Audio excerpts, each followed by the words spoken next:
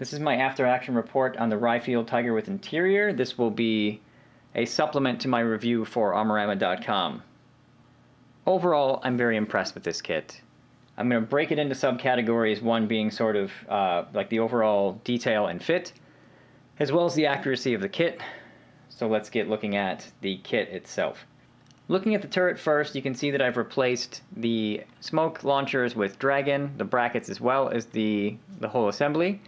And I have replaced this piece here with Dragon because I believe that the Ryefield piece is too tall, and it's what actually prevents the hatch from being able to sit correctly, because that's the angle you want a hatch to open at. And I tried to use all their parts and it simply wouldn't work. So what I have replaced intentionally is the launchers and that. I also have some Dragon grab handles on that loader's hatch, but that's just a oops I broke it or oops I lost it kind of thing. The way that I have it set up, you can still take this off and attempt to paint the interior. I'm sure that if you wanted to build this kit properly, you would paint the individual halves of the turret and whatnot, but I've done it this way as it's a review. The detail inside of here is insane. I'm really impressed with this. This was a little build in itself. These ejector pin marks inside the catch bag are kind of a pain. These guys weren't too hard. The etch is kept to a minimum in this section. All the pieces fit relatively well. Everything was impressive, and apart from awkward cleanup, kind of just a good experience. There's a few pieces that are, like this here is hollow on the backside. I might replace that with styrene rod if I was in the mood to, but I wasn't when I did this. This is a bit fiddly to fit this whole assembly, as well as this piece here needs to glue into the top of the turret if you were being 100% accurate. And I'm not sure how how you would do that, because at some point, you're going to have to just put glue on there and set it down. That'd be difficult. So, interior of the roof has everything it needs to have. This is the lock for the gun, the assist for the closing of this loader's hatch.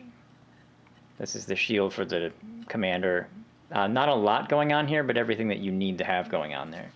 I did have to very carefully, I glued this part together and just ignored the roof, and then eventually I was having the same problem where it wanted to create a seam in the back, so I just sanded this roof until it fit. So it wasn't a huge deal. I think it's the same way that the Academy one used to have to be handled, although that was not an asymmetric turret, but it's relatively easy to leave this system where you can keep it like this for display purposes. This is normally a workable hatch. I broke it a couple of days ago, so I just glued it open, as it's a fancy interior kit and you'll be able to see in there. This stuff, the turret, is really impressive on this kit. Lower hull, I had some issue with the torsion bars on the inside, making them workable. That was my mistake. So I do dislike how small the attachment point is for where they glue inside. But apart from that, it's the same as the DAC one. Little fiddly, could be handled better, but it's fine, I guess. The fenders do still have an inaccuracy here, whereas this one's a little bit longer, so you can't just use them universally like on either side. Again, they're one piece, so I cut them up. That's pretty standard. I did have some fit issues with this thing. As you can see, perhaps you can anyway, this side of the hull fits pretty flush. And this side I've got kind of a step between this plate and this plate. I've also got a rise in my plate here. I think all of that could be handled by fitting all of the major plates, including the interior firewall, right away and making sure all that stuff fits correctly. I just built it forward, so the interior was built before I ever even tried to put this stuff on, and it had been built weeks prior, so it was just what it was by the time I got there. It's relatively simple as far as the exterior stuff is concerned. There's a lot you can leave off of this version as well, so it's actually quick on the exterior. Interior, it's easy to leave this plate off for painting if you leave off the spare antenna tube. That was really impressive. It took, I don't remember how long exactly it took, a little while, but not too bad. I fought with little bits of it, but not nearly as much as I honestly thought that I would. All of this was great. I did have one issue with this bow MG where there's a capsule-shaped peg and a capsule-shaped hole where it's supposed to kind of plug in. Wouldn't even close to fit, so I'm assuming maybe I did that wrong. But overall, this interior was really impressive and built up really quickly to the point where I bought a few more of these during the build because I was like, my god, that is so much better than the Academy one. I will need interiors for this at some point. Just to give you some close-up look on the inside, that's the radio op bow MG station. There's the driver station there's some photo etch there. You can possibly see some of that photo etch bracing down by the torsion bars. The ammo stowage is 4 wide a piece, but it's a little weird that it only attaches to here, it doesn't attach to here, which doesn't really seem correct to me, but the level of detail in here, really, really impressive. The engine is missing some stuff. There's some, the pipes that should go from here to here aren't there. That doesn't make any sense. Why go this far and then skip that? But the engine is pretty impressive. Everything on here that's here is really good. It is missing some stuff, but I was really impressed with it.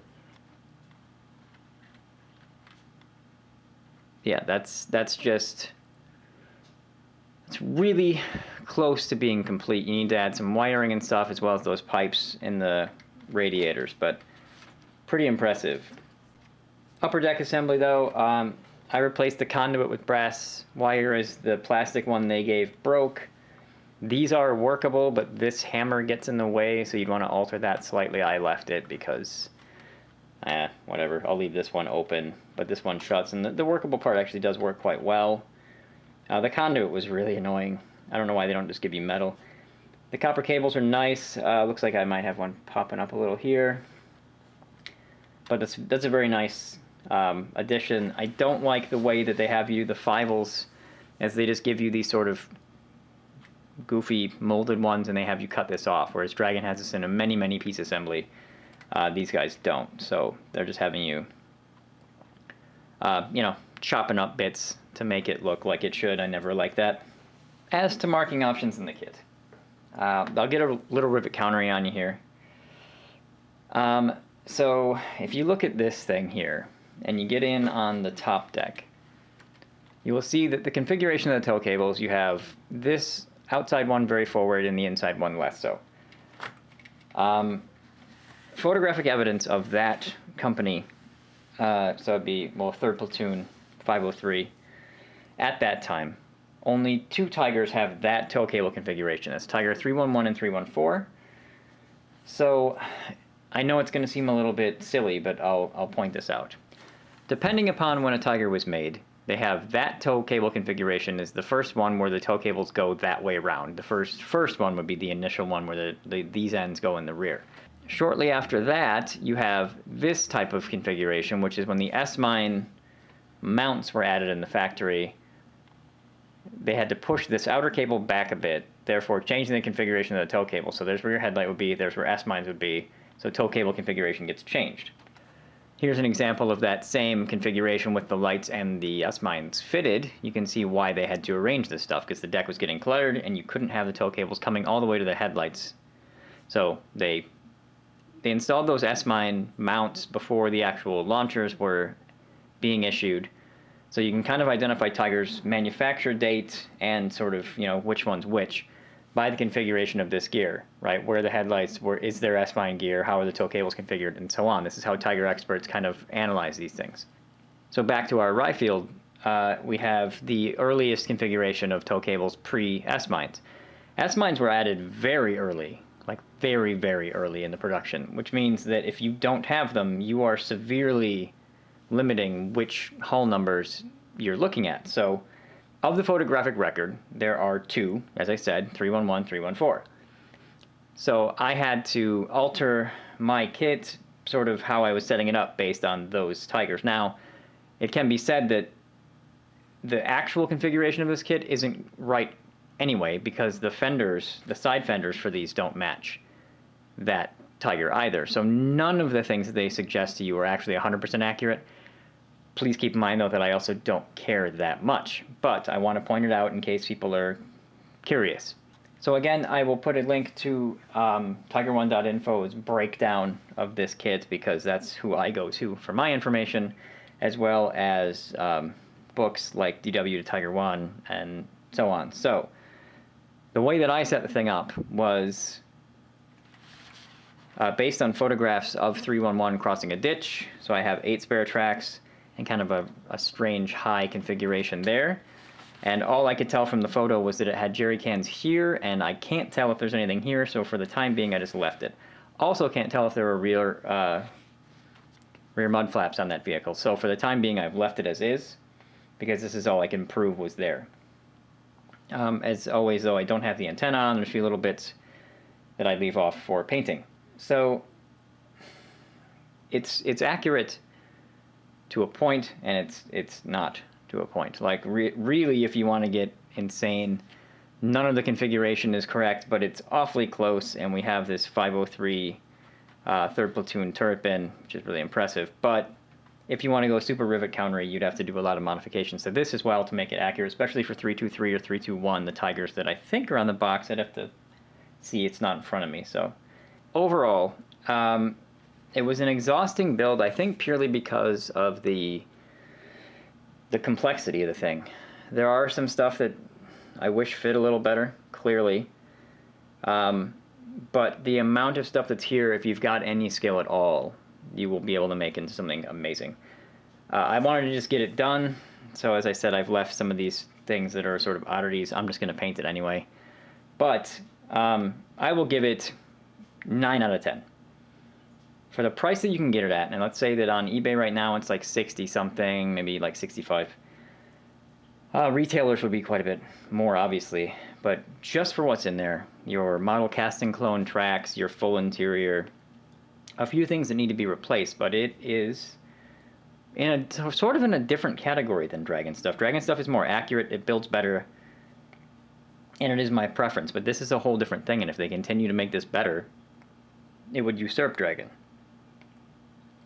I don't see them doing that, but it's sort of like it's a different thing to me, and it's really impressive, and you could marry this with a Dragon kit if you wanted to, but I'm very impressed with it. It's still having teething problems, but